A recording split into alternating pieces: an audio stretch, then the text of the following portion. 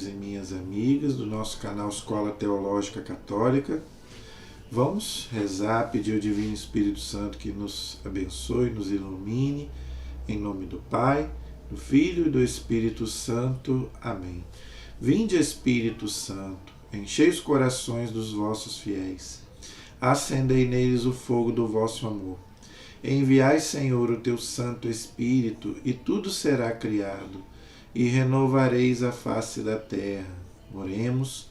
Ó Deus, que instruíste os corações dos vossos fiéis, com a luz do Espírito Santo, fazei que apreciemos retamente todas as coisas, segundo o mesmo Espírito, e gozemos sempre da sua consolação. Por Cristo Senhor nosso. Amém. Que a Virgem Santíssima interceda por nós. Ave Maria, cheia de graça, o Senhor é convosco. Bendita sois vós entre as mulheres, e bendito é o fruto do vosso ventre, Jesus. Santa Maria, Mãe de Deus, rogai por nós, pecadores, agora e na hora de nossa morte. Amém. Glória ao Pai, ao Filho e ao Espírito Santo, como era no princípio, agora e sempre. Amém. Em nome do Pai, do Filho e do Espírito Santo. Amém. Muito boa noite, espero que todos estejam bem, na santa paz. Vamos gravar o nosso vídeo de hoje, mas antes, o meu recadinho de sempre. Você que ainda não se inscreveu, se inscreva aí no nosso canal, nos ajude a evangelizar, compartilhe os nossos vídeos, se inscreva, tá? Nos grupos de oração, na igreja, no WhatsApp, Instagram, tudo que você puder aí compartilhar, dê o seu like, dê aí, faça seu comentário, para que o nosso canal possa crescer ainda mais e evangelizar, tá bom? Então, gente, vamos para a nossa aula de hoje. Na graça de Deus. E vamos continuar o nosso estudo da Sagrada Escritura, tá? Você pode pegar a sua Sagrada Escritura. Estamos estudando os livros do Antigo Testamento. Já estudamos o Pentateuco, os 5 primeiros livros. Agora estamos estudando os livros históricos. Graças a Deus já estudamos 3 livros históricos. Já terminamos Josué, já terminamos Juízes, já terminamos Ruth. 3 livros já históricos do Antigo Testamento. Hoje nós vamos começar a estudar os livros de Samuel. Tá? Nós vamos gastar muitas aulas, porque são 2 livros do profeta Samuel. Tá? Então, ele é bem grande, né? É bastante grande, tem passagens muito interessantes para a gente poder aprender. Hoje eu vou começar fazendo uma pequena introdução, tá? E aí a gente vai pegando aqueles textos mais importantes, né? Tem muita coisa boa nos livros de Samuel para a gente entender e estudar, tá bom? Então, você pode pegar aí a sua Bíblia, tá? Para a gente estudar, tá bom? Então, gente, vamos fazer uma pequena introdução antes, tá? Aos livros de Samuel, que pertencem aos livros históricos da Bíblia, tá? São 16 livros históricos. Então, nós paramos no livro de Ruth, que era aquela moabita que casou com um judeu chamado Boaz, e da qual nasceria depois o rei Davi, que também nós vamos estudar, se Deus quiser. Está no segundo livro, a história, né, do rei Davi está no segundo livro de Samuel. São 2 livros, tá? Então, o primeiro vai falar do profeta. Vamos fazer a nossa introdução aqui e eu vou explicando para você, você vai entender, tá bom? Então, vamos lá. Os 2 livros de Samuel foram inicialmente uma única obra. Então, podemos dizer que os 2 formam uma única unidade, né? É uma coisa só, que depois foi dividida em 2, né? 1 Samuel e 2 Samuel. Mas podemos dizer que formam uma mesma obra, tá? Não se sabe quem foi o seu autor. Mais um livro da Bíblia que não sabemos quem escreveu. Olha aí, tá vendo? Mas isso não é o mais importante. É um livro inspirado por Deus. Mas não sabemos quem foi o seu autor. E sua redação final deve ser posterior ao ano de 622 antes de Cristo. Então ele foi escrito mais ou menos no ano 600 antes de Cristo, mas não tem uma data certa, Os estudiosos ainda não chegaram a uma conclusão, é mais ou menos anos 600 a.C., antes do exílio da Babilônia. Tá? O autor serviu-se, sem dúvida, das tradições orais que se estenderam desde a época dos juízes até a época do rei Davi, portanto, por cerca de 100 anos. Então ele pegou desde a época dos juízes de Israel, que nós já estudamos, até o rei Davi, que nós vamos estudar ainda, ok? Conta a crise da realeza de Israel por causa da idolatria, né? Na época tinha muita idolatria, e o estabelecimento da dinastia sagrada de Davi, ou seja, Davi vai ser o rei segundo o coração de Deus, da qual vai nascer o Messias. Por isso que o próprio Cristo é filho de Davi. Aquele ceguinho lá de Jericó, né, quando ele viu Jesus, ele falou, filho de Davi, tá vendo? Porque era da descendência, né, de Davi, ok? As narrações contam as histórias de Samuel, o último dos juízes. Olha aí, então nós passamos aí por praticamente todos os juízes, né? Sansão, Gideão, não é? E o último juiz vai ser o próprio Samuel, do rei Saul e do rei Davi. Então, os livros de Samuel contam a história desses três personagens, tá? Samuel, que foi juiz e também foi profeta, tá? O rei Saul, que foi o primeiro rei de Israel, e depois o rei Davi, tá bom? Continuam as narrações contidas no livro dos Juízes e cobrem um período da história de Israel que vai do ano 1070 até o ano 970 a.C., tá bom? Samuel, o último dos juízes, foi incumbido por Deus para sagrar o primeiro rei de Israel, Saul. Então, nós vamos ver, se Deus quiser, nós vamos ver, né, que foi Samuel, que era juiz e também profeta. Foi a missão dele, dada por Deus, era sagrar o primeiro rei de Israel, Saul, tá? E também depois, mais para frente, o rei Davi, ok? E a igreja repete isso, gente, até hoje, nas ordenações, nos sacramentos da ordem.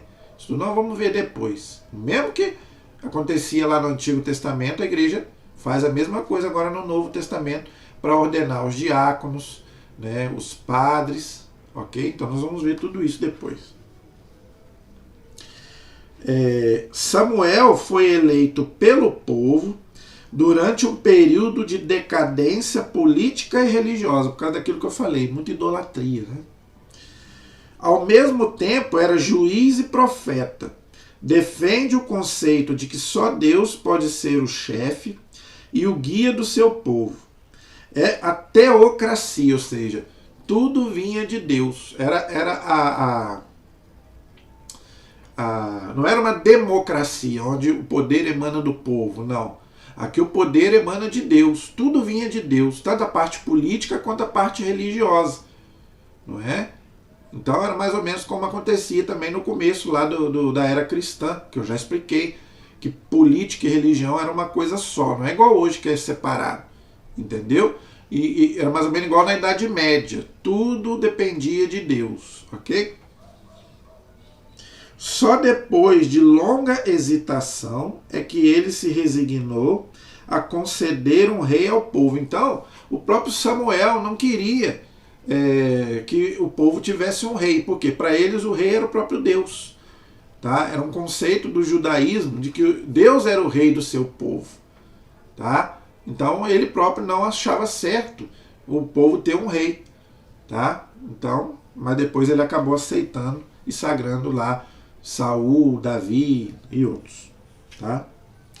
O primeiro reinado foi infeliz com Saul. Sua fraqueza e neurastenia tornaram-no impopular. Por quê? Porque ele foi desobediente a Deus, Saul. Não é? 2 vezes ele desobedeceu a Deus. Deus dava uma ordem para ele e ele não obedecia. E a pior coisa no Antigo Testamento, gente, são 2 pecados gravíssimos no Antigo Testamento que eu já falei. Desobediência e idolatria. Deus punia severamente esses 2 pecados. E o Saul né? Ele desobedeceu a Deus 2 vezes, então Deus tirou o reinado dele. Né? Deus tirou o reinado dele e colocou Davi no lugar. Davi segundo o coração de Deus. Enquanto o jovem Davi foi crescendo diante do povo pela sua coragem e piedade. Davi foi um grande rei, gente. Foi o maior rei de Israel, foi Davi. Tinha seus pecados, nós vamos ver também os pecados de Davi. Todos os pecados humanos, né? Da carne, vamos dizer assim. Mas era um homem muito temente a Deus, né? Consagrado rei, reinou primeiro 7 anos em Hebrom, está falando do rei Davi, tá? Reinou 7 anos em Hebrom, sobre a tribo de Judá, na qual vai nascer Jesus, que é o Messias, né? Se fala que Jesus é o leão da tribo de Judá, tá? E depois mais 37 anos em Jerusalém, sobre todas as 12 tribos de Israel, fazendo de Israel um verdadeiro reino. Por isso que Davi é uma imagem de Cristo. Por quê? Porque foi o único rei que unificou todas as 12 tribos de Israel. Entenderam? Ele reinou sobre as 12 tribos de Israel. Por isso que ele é a imagem do Messias, do próprio Cristo, que é o rei de todo o universo, é o rei de todos. Jesus é o rei de todo esse mundo. Né? Então por isso que Davi é uma simbologia do Messias. Tá bom? Os livros de Samuel mostram que Davi, em que pesem os seus pecados, as suas faltas, né? Era um homem, fazer o quê? Foi um verdadeiro rei conforme o coração de Deus. Eu acho muito bonita essa expressão. Davi, o rei segundo o coração de Deus. Era um rei muito temente a Deus, apesar dos seus pecados, né? Figura do próprio Messias, aí, tá vendo? É o que eu já expliquei. Está lá em Atos, capítulo 13, versículos 22 e 23. Então, lá em Atos 13, versículos 22 a 23, lá explica, né? Essa questão aí de Davi ser o rei segundo o coração de Deus. Então, nós vamos ver tudo isso. Se Deus quiser, nós vamos chegar lá, vamos estudar tudo isso, a gente vai poder entender melhor a história de Davi, Saul e o próprio Samuel, tá? Encontramos nos livros de Samuel passagens belíssimas. Por exemplo, aqui ele dá alguns exemplos de algumas passagens interessantes dos livros de Samuel para a gente meditar. Nós vamos meditar todas elas, se Deus quiser. A obediência a Deus por parte de Samuel e Eli, que vai lá do primeiro livro de Samuel, no capítulo 1 até o capítulo 4. Eli, gente, era um sacerdote judeu, tá? E Samuel, juiz e profeta, tá? A desobediência de Saul, capítulos 13 a 15 do primeiro livro de Samuel. O começo do ministério profético, que vai do capítulo 3 até o 12 do primeiro livro. A grande amizade de Davi e Jonatas. Jonatas era filho do rei Saul, tá? Mas ele foi muitas vezes contra o pai e a favor de Davi, porque o pai queria matar Davi. Entendeu? Então nós vamos ver tudo isso. Está lá no segundo livro de Samuel, capítulo 1. O pecado e o arrependimento de Davi. Gente, essa história é maravilhosa, né? Do pecado de Davi lá com a Betsabé. É maravilhoso esse texto. Inclusive, ele se arrependeu e fez depois o Salmo 50. Depois que ele pecou lá com a mulher lá, ele viu a mulher e ficou louco. Então vamos ver sobre isso. É o que eu brinco aqui, né? As mulheres, o que fazem com os homens, né? E o Davi tinha várias mulheres, não é? Eu tenho uma pregação muito boa do Padre Léo que ele explica isso. Não é? Que o Davi tinha tanta mulher, mas quando ele viu aquela, a Betsabé, ele ficou doido. Ele viu ela tomando banho lá e ficou maluco. Não é? Então, nós vamos ver tudo isso, se Deus quiser. Está lá no segundo livro de Samuel, capítulos 11 e 12. E o combate de Davi e Golias. É maravilhoso, né? A passagem de Davi e Golias, um gigante, não é? Filisteu, que ninguém podia com ele, mas Davi era um jovem ainda, uma criança, foi lá combater Golias e venceu Golias, tá bom? Está lá no primeiro livro de Samuel, no capítulo 17. Então, gente, tudo isso tem um texto também muito bom, muito interessante, que nós vamos estudar também, mas é um texto muito difícil de interpretar, que é aquele texto da pitonissa de Endor, lá que Saul foi consultar aquela necromante lá, e evocou o espírito de Samuel, e a gente não sabe, não é, se foi realmente Samuel que apareceu, se foi o demônio. Tem teólogos que dizem que foi Samuel, tem teólogos que dizem que foi o demônio. Até hoje tem dúvidas sobre isso. Então é outra passagem interessante que a gente vai estudar também. Então, se você quiser aprender sobre esses textos, nos acompanhe. Nos acompanhe, tem muita coisa boa aí para a gente estudar, tá bom? Então, gente, agora vamos estudar, começar a ver na Sagrada Escritura todos esses textos que a gente falou. Se Deus quiser, vamos passar por todos eles, com a graça de Deus. Não temos pressa, nós não vamos levar muito tempo aí com a graça de Deus para estudar. Então, o primeiro livro de Samuel está aí no capítulo, está na Bíblia de Jerusalém, se você quiser me acompanhar, está na página 391. 391 da Bíblia de Jerusalém, 391. O primeiro livro de Samuel. Então, nós vamos começar a falar um pouco sobre Samuel. Samuel era o último juiz e um profeta que Deus chamou. Só que nós vamos ver, antes do nascimento dele, a mãe dele não podia ter filhos. A mãe dele chamava-se Ana, inclusive é o nome da minha mãe. Só que ela não podia ter filho, ela era estéril. E a mulher estéril no Antigo Testamento era tida como maldita. Porque filho no Antigo Testamento e também no Novo é sinal de bênção de Deus. Então a mulher no Antigo Testamento que não podia ter filho era tida como uma amaldiçoada. Claro que esse contexto no Novo Testamento não tem cabimento. Mas lá no Antigo Testamento os judeus consideravam a mulher que não podia procriar, tanto que Sara, a mulher de Abraão, ficou doida. Quando ela não podia ter filho, ele mandou até o Abraão ter filho lá com a escrava, de tão louca que ela ficou. Isabel, mãe de São João Batista, quando ela ficou grávida, ela ficou... Não, Deus tirou a minha desgraça. Entendeu? Então eles achavam que a mulher era amaldiçoada. A filha de Jefré, que nós vimos no livro de Juízes, que pediu para ela chorar sua virgindade porque não tinha filho. Então, como diz o Salmo 127, filho é bênção. E os judeus, eles têm famílias numerosas. Eles acreditam que quanto mais filhos, mais bênção de Deus. Pena que esse contexto hoje ficou tão largado hoje no Novo Testamento, Mas filho é bênção mesmo, é bênção de Deus, Então, a Ana, ela é estéril, ela não podia ter filho, tá? Só que Deus vai fazer o milagre dela conceber o profeta Samuel. Então vamos aí. O capítulo 1, que é muito bonito, gente. É muito bonito, Esses textos são muito edificantes, tá? Então eu vou começar pelo capítulo 1, tá?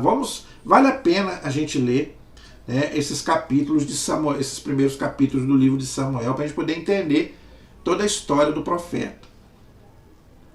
Houve um homem, tá, da montanha de Efraim, que se chamava Eucana, tá? Ele era da tribo de Efraim. Ele tinha 2 mulheres. Veja, gente, naquela época era permitido por Deus a poligamia. Eu já expliquei sobre isso. Então você vai ver muito isso no Antigo Testamento. Todos os homens de Deus tinham mais de uma mulher. A monogamia só voltou no Novo Testamento. Lembrando que isso depois do pecado original. Então, deixa eu colocar isso para você entender. Antes do pecado original, Deus falou, o homem tem a sua mulher e a mulher tem o seu marido. Está lá no livro do Gênesis. Quando entrou o pecado, Deus tolerava, permitia no Antigo Testamento a poligamia. O homem ter mais de uma mulher. E a mulher podia ter mais de um homem? Não. A Bíblia foi escrita num contexto totalmente machista. Nós sabemos disso. Então a mulher, se ela tivesse mais de um homem, era pecado. Ela era tida como prostituta. Agora o homem não. O homem ele podia ter até mais de uma mulher. Então esse homem de Deus, ele tinha mais de uma mulher. Entendeu? Era poligamia. Quando Jesus chegou no Novo Testamento, Jesus falou o quê? Foi dito isso a vocês, mas eu vos digo, não separe o homem o que Deus uniu. Então aí voltou de novo o casamento entre um homem e uma mulher, como era lá no Antigo Testamento. Tanto que Jesus fala, é por causa da dureza do vosso coração que Moisés permitiu o divórcio, lá no Antigo Testamento, mas no Novo não. Então no Novo é uma mulher só, um homem só, casado, bonitinho, não pode haver divórcio nem nada. Mas aqui não, aqui Deus tolerava a poligamia, tá bom? Ele tinha 2 mulheres. Ana era o nome de uma e a outra chamava-se Fena. A Ana era a mãe de Samuel, como eu já falei, entendeu? Fenena tinha filhos. Ana, porém, não tinha nenhum, era estéril, não tinha filhos. Todo ano, o homem subia da sua cidade para adorar a Deus e oferecer sacrifícios ao Senhor dos Exércitos em Siló. Os 2 filhos de Eli, gente, era um sacerdote judeu, tá? Os 2 filhos de Eli, Hofni e Finéias, sacerdotes do Senhor, estavam ali. Tá? Isso aí, gente, era o sacerdócio judaico. Os sacerdotes, né, eles ofereciam a Deus um sacrifício em nome do povo. Então, o nome do sacerdote chamava-se Eli, que tinha 2 filhos. Tá?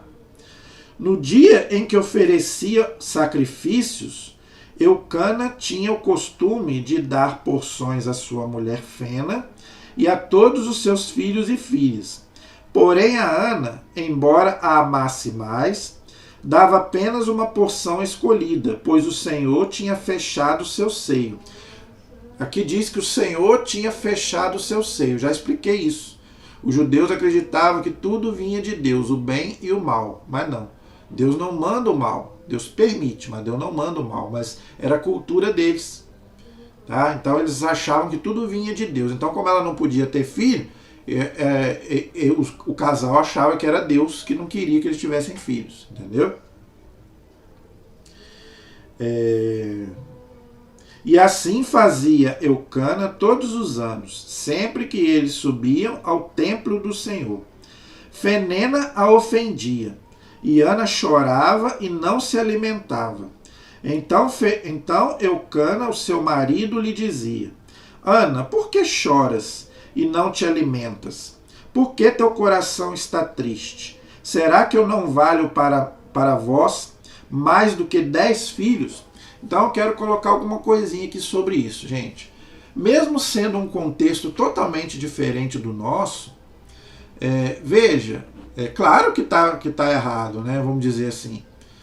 A mulher, né, ele tinha 2 mulheres, uma tinha filhos e outra não tinha, porque era estéril. A que podia ficava zombando da outra, que a outra não podia ter. Não é? Igual Sara também. Sara também não podia ter e ficava zombando lá da sua criada, expulsou até a sua criada, Agar, né, mandou até ela embora lá com Samuel para o deserto. Né, a gente viu lá no livro do Gênesis. Então, claro que foi um erro. Né? Você não deve zombar do outro, porque o outro não, você pode, o outro não pode. Ela errou, claro. Entendeu? Lembrando que era um contexto totalmente diferente. Tá?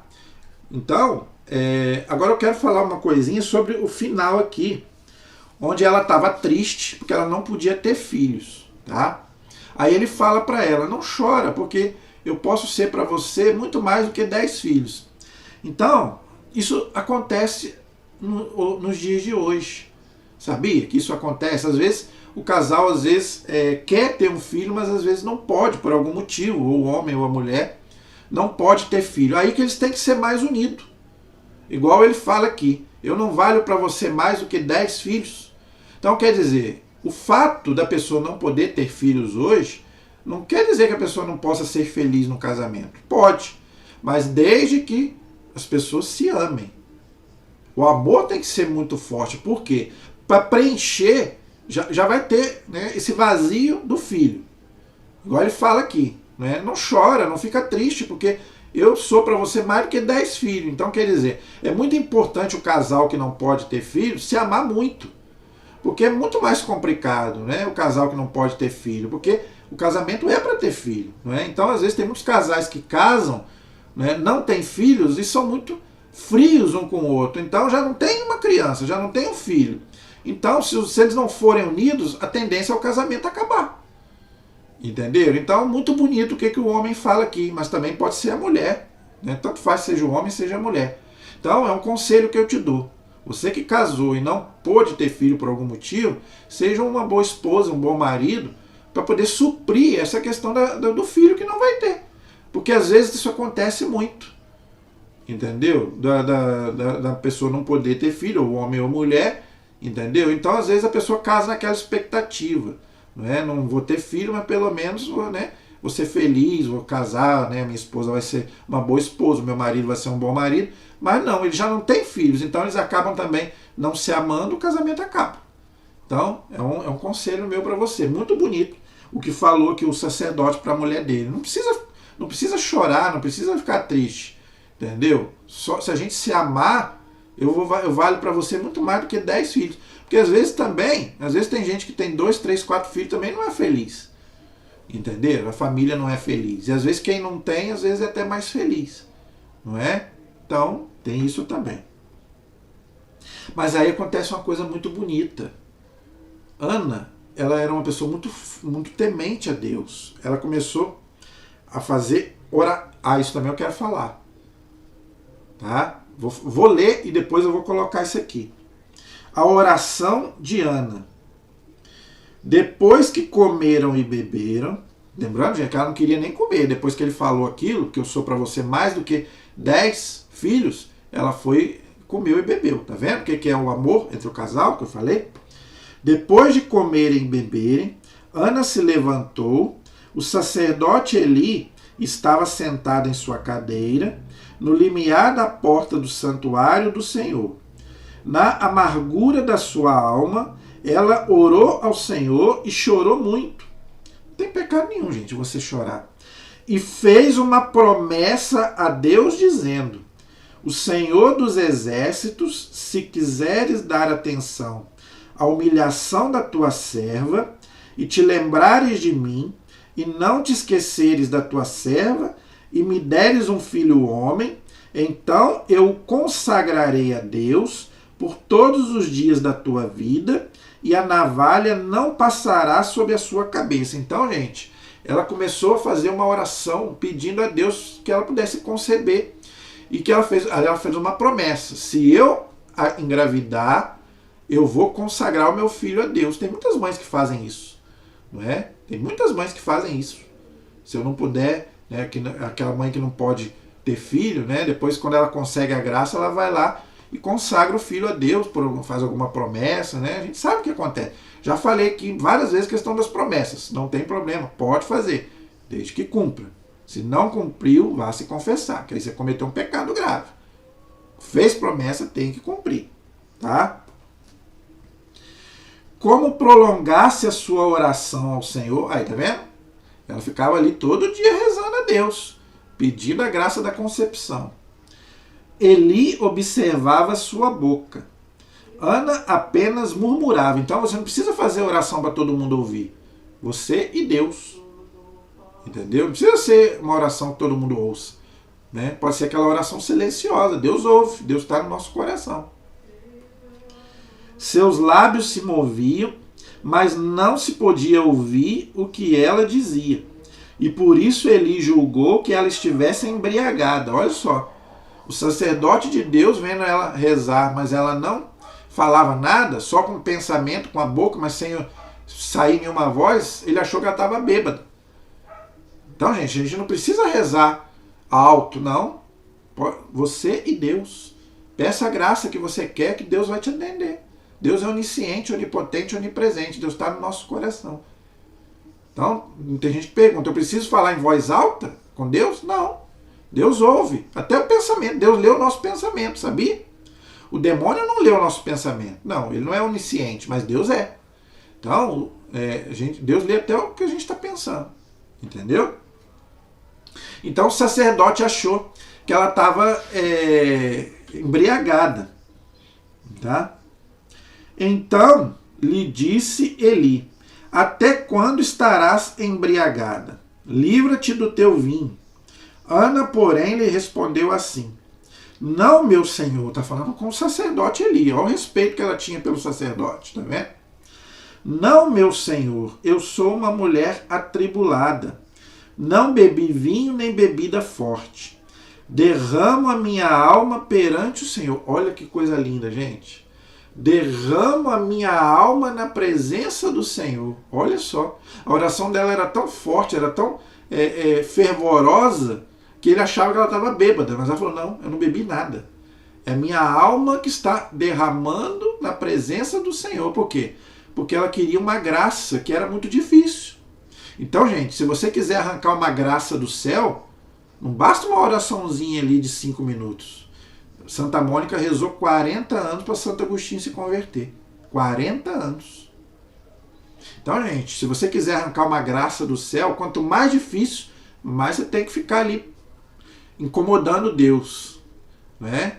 Às vezes, não pense você que Deus vai te atender assim de uma hora. Pode ser. Deus pode te atender. Quando você faz uma oração, Deus pode falar sim, não ou espere. Vou te dar agora, vou te dar daqui a 10, 20, 30 anos, daqui a um mês. Para nós, gente, basta pedir. Jesus falou, pedir e recebereis, mas ele não falou quando. Ele não falou que seria naquele momento. Deus vai te dar, se for de acordo com a vontade dele, não sua. Tá? Mas pode demorar. Dependendo da graça. E a igreja ensina que se a graça for muito grande, Deus demora por quê? Para te dar uma coisa muito melhor do que você está pedindo. Entendeu? Então, gente, é muito bonita essa definição. Derrama minha alma perante o Senhor. Não julgues a tua serva como uma vadia. Olha só as palavras que ela usou. É por excesso de sofrimento e de afronta que te tenho falado até agora. Porque todo mundo zombava dela, porque ela não podia ter filho. Como eu já falei, era considerada amaldiçoada a mulher no Antigo Testamento.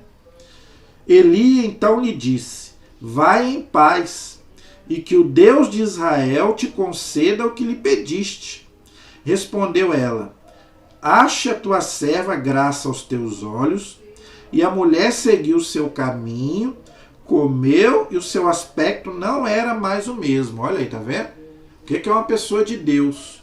Agora eu quero colocar aqui, porque o contexto aqui é a mulher estéril. Mas seja qualquer graça que você queira de Deus, a oração tem que ser perseverante. Jesus falou, aquele que perseverar até o fim será salvo. Então, a sua oração tem que ser perseverante. Agora, não desista. Entendeu? Porque tem gente que faz uma oração, não conseguiu a graça, desiste. Continue. Pediu a primeira vez, não foi atendido? Continue pedindo. Peça até você morrer. E se Deus não te deu, é porque não é bom para você. Não brigue com Deus, porque às vezes Deus não te deu aquela graça que você pediu. Deus sabe de todas as coisas, gente. Deus sabe outra coisa. Deus sabe do mal tirar o bem. Tem isso também. Agora veja, também não fique de braços cruzados. Se você tem realmente uma graça que você quer muito, faça a sua parte. Deixa o resto para Deus. Se ele vai atender ou não, deixe para ele. Agora, faça a sua parte. Porque tem o outro lado também. A mulher, muitas vezes, o homem se acomoda. Nesse contexto aqui, você que quer ter um filho, você mulher, você homem que quer ter um filho, bota seu joelho no chão. Dobra seu joelho. Para Deus nada é impossível.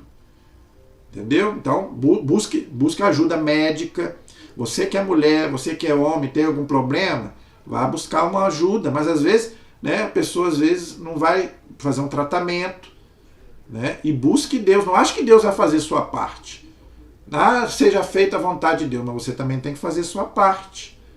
Entendeu? Então, seja qualquer pecado. Mas como aqui é um contexto de gravidez, então eu quero falar para você que é mulher. Para Deus nada é impossível. Mesmo que o seu médico fale que você não possa ter filho, quantos testemunhos eu já vi? Eu já vi testemunhos na Canção Nova de mulheres que não podiam ter filho. Que o médico falou que não podia ter filho e acabaram engravidando. Até na menopausa. Quantas atrizes aí engravidando depois? Cláudia Raia, Solange Couto, só para dar alguns exemplos. Então, gente, e não são cristãs. Eu aposto com você que nenhuma delas são cristãs. Então, se você é cristã, não acredite no seu médico. Se o seu médico falar para... É igual o médico que fala que você vai morrer. Ele faz um diagnóstico, mas quem sabe é Deus. Estou falando porque eu vivi isso na minha família. Chegou para uma pessoa muito querida da minha família, o médico falou, não por maldade, ele faz um prognóstico. Mas eu não, se vier falar isso para mim, eu falo, tudo bem, mas para mim, né, a vida pertence a Deus. O médico chegou e falou que fulano tinha pouco tempo de vida, 2 meses, 1 mês, viveu mais de 3 anos. Então, gente, a nossa vida pertence a Deus. Então, o médico dá um diagnóstico. Ah, você não pode ter filho por isso, por isso, por isso. Mas para Deus nada é impossível. Deus pode fazer um milagre. Bota o seu joelho no chão. Faça a sua parte. Entendeu? Então, seja qualquer graça que você queira do céu. Entendeu? Então, muito bonito, né? A oração fervorosa de Ana, não é? E aí Deus vai ouvir a oração dela também com a mãe dela. Lembrando, gente, que Deus ouve as orações da mãe, tá? Deus ouve o coração de mãe. Então, Deus ouviu o coração de Ana, a oração de Ana. Levantaram-se bem cedo e depois de se terem prostrado diante do Senhor, em oração, olha só, tá vendo? Ela continuava rezando. Pediu, fez a promessa e continuou rezando. Por isso que eu falei, persevere, continue pedindo. Voltaram à sua casa em Ramá. Eucana conheceu a sua mulher, Ana, e o Senhor se lembrou dela.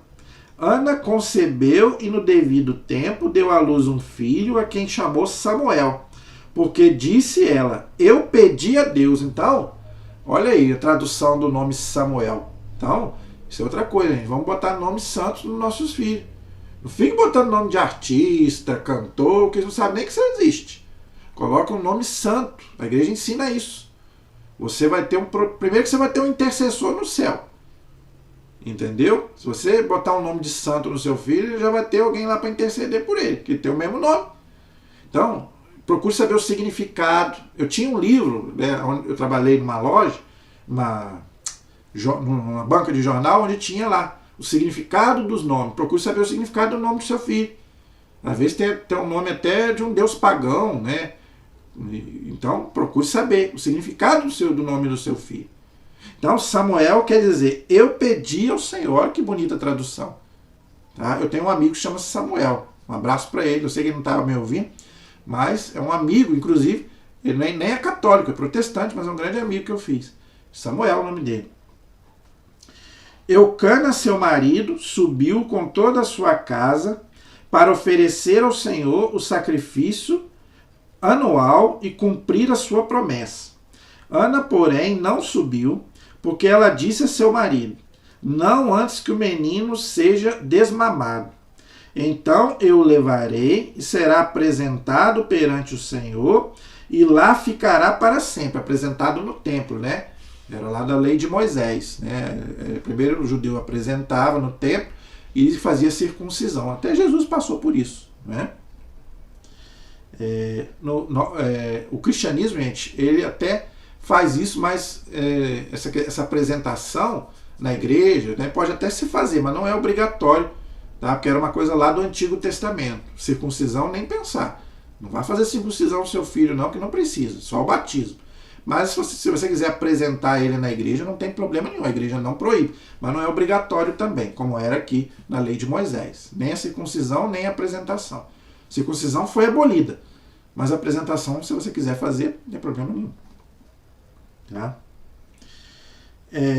Respondeu Eucana, seu marido, faze o que melhor te aprouver e espera até que ele seja desmamado, que somente o Senhor realize a sua palavra. Assim ficou e criou o menino até que o desmamou. Tá vendo, gente? Então os judeus, eles tinham muito zelo com a criança que nascia. Passava lá por todos aqueles rituais da lei de Moisés. E o povo hoje não quer batizar mais as crianças. Vamos esperar crescer para poder batizar. Não, senhor. Na igreja católica não tem isso não, gente. Nós temos que batizar quando criança. Não tem esse negócio de esperar crescer para batizar, não.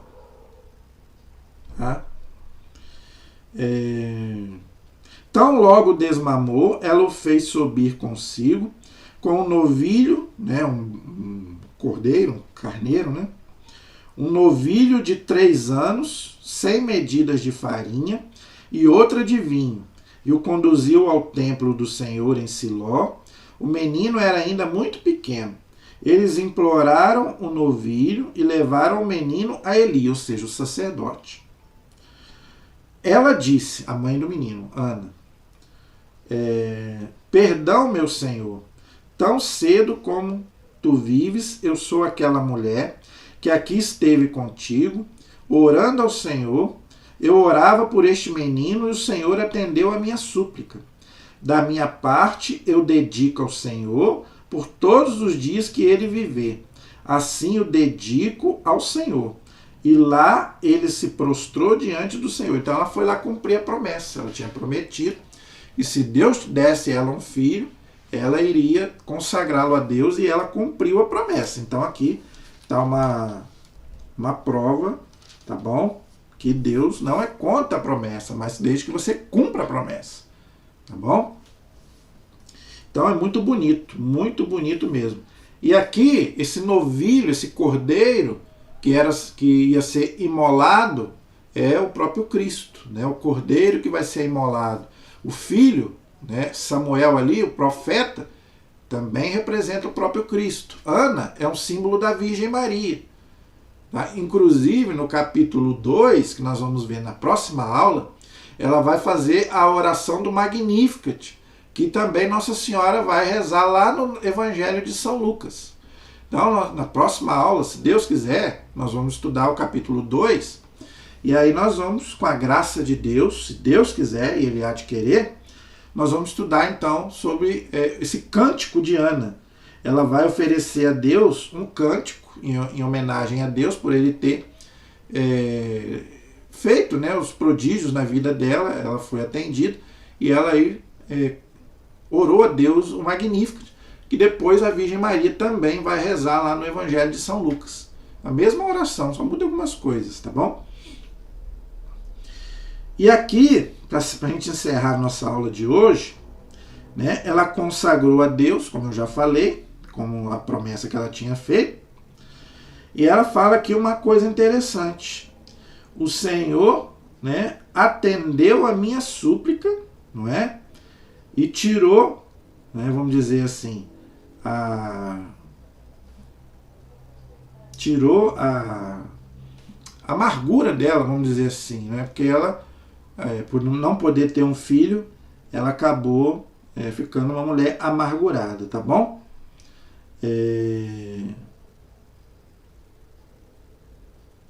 Então, gente, eu penso que esse é o capítulo 1. Agora o capítulo 2 nós vamos deixar para a próxima aula. Nós já estamos aí com 42 minutos. Então, se Deus quiser, não vou correr, porque esse livro de Samuel ele é muito bonito. Ele traz muita coisa interessante, muita coisa que a gente pode aprender, trazer para a nossa vida, não é? Então, se Deus quiser, aí devagarzinho a gente vai aprendendo, se Deus quiser. Tá bom? A nossa proteção está no nome do Senhor, que fez o céu e fez a terra. Estivemos e permaneceremos todos unidos em nome do Pai, do Filho e do Espírito Santo. Amém. Que Deus abençoe a todos. Até o próximo programa, se Deus quiser.